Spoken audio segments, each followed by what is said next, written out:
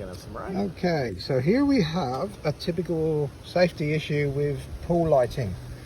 So we have a 32 volt transformer, which is an old company called Stroud used to supply this product, which is very good back in its day. However, these days pool compliance is 12 volt.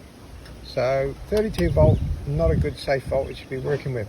Secondly, and this is a major concern, this is the roof of the property, and as you can see, we've located a transformer down in the roof eave here, which clearly is not good for ventilation, and we're now going to need to put a transformer in here, and it's going to run very hot, particularly in the summer heat. So a good safety aspect for us would be to relocate this transformer and put it in a well ventilated area. So if that's something that you're interested in finding out, if you've got a transformer up in your roof, it might be a good idea to relocate it, get the electrician out, do the job properly, have it safe, have it compliant to a 12 volt low voltage compliance voltage, and maintainable, so it's reachable without having this. You can clearly see we've had to climb up the ladder and pull the roof tiles off, which all adds cost to your maintenance costs. So if this was mounted on the outside wall, piece of cake in 5 or 10 years time when it needs changing. So